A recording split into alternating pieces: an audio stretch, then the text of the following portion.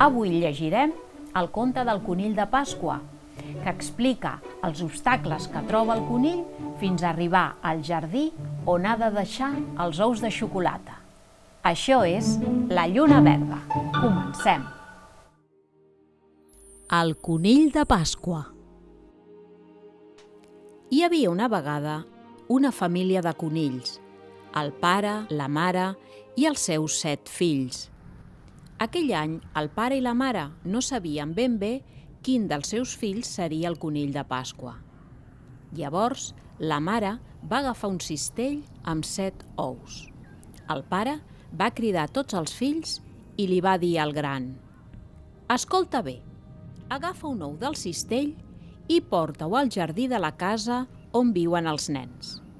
El més gran dels germans va agafar un dels ous i se'n va anar bosc endins. Va travessar el rierol, el pont de fusta i la prada, fins a arribar al jardí de la casa dels nens, que era rodejat per una tanca.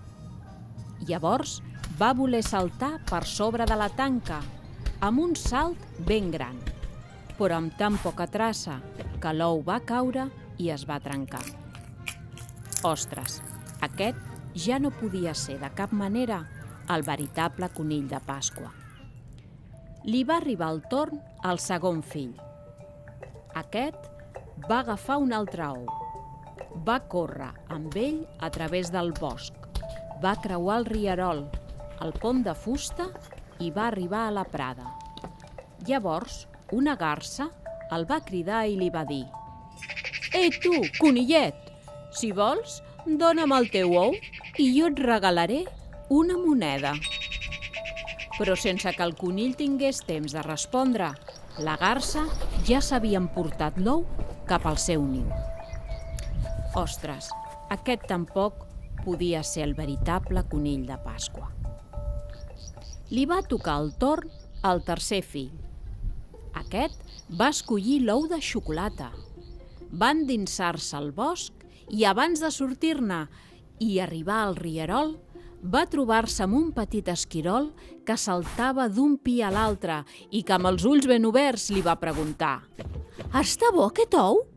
«No ho sé, el porto als nens», va respondre el conill. «I no el podries tastar, ni que sigui una miqueta?», li va dir l'esquirol trapella. El conill va pensar que si tastava una miqueta de l'ou de xocolata, ningú ho notaria. Així que el conill i l'esquirol van començar a llepar l'ou. I tant els hi va agradar que llepa que lleparàs no en va quedar ni un tros.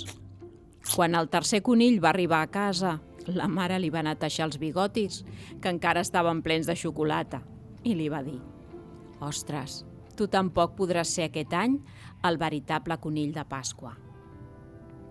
Ara li va tocar el torn al quart conill, que va agafar l'ou que tenia moltes taques dibuixades.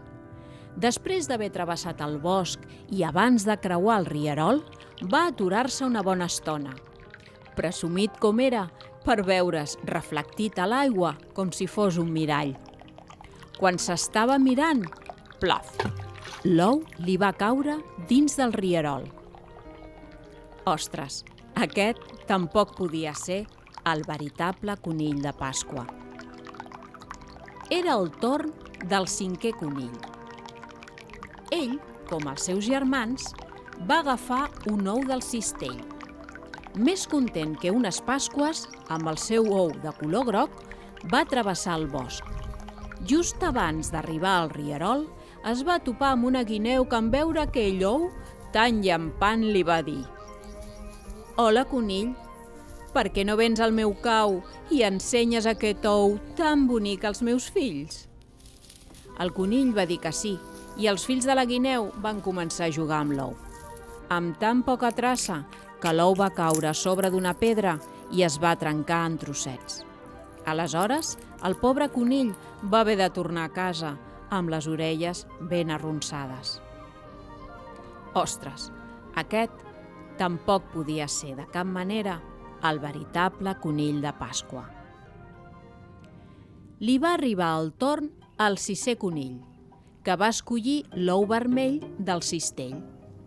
Un cop travessat el bosc i creuat el rierol, va trobar-se enmig del pont de fusta amb un altre conill que no el volia deixar passar si no ho feia ell primer. De les paraules van arribar a les mans i enmig de la baralla l'ou de color vermell es va trencar. I tot i que el conill que barrava el pas havia fugit amb la cua entre les cames, al sisè conill ja no li va caldre travessar el pont perquè s'havia quedat sense ou. Ostres, aquest tampoc podia ser de cap manera el veritable conill de Pasqua. Finalment, li va tocar el torn al setè conill, que era el més jove i petit dels germans. Va agafar l'ou blau i va emprendre el camí. Dins del bosc es va trobar aquell conill buscabaralles i abans que digués res, el va deixar passar. Més enllà va veure la guineu amb els seus cadells juganers i molt educadament els va saludar sense entretenir-se gens ni mica. En passar pel rierol va aixecar l'ou perquè no se li mullés. Tampoc va fer gens de cas a l'esquirol que li demanava llepar l'ou. I quan la garsa del prat li va fer propostes per canviar l'ou per monedes, el setè conill li va contestar: «Ho sento, no puc parar, he de seguir».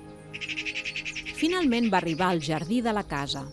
La porta era ben tancada, però el conill va fer un salt, ni massa gran ni massa petit, i va deixar l'ou al niu que havien preparat els nens. «Ara sí!», van dir la mare i el pare. «Aquest fill nostre, el més petit de tots, és el veritable conill de Pasqua». I conte contat ja s'ha acabat i el llibre de contes tancat i endreçat.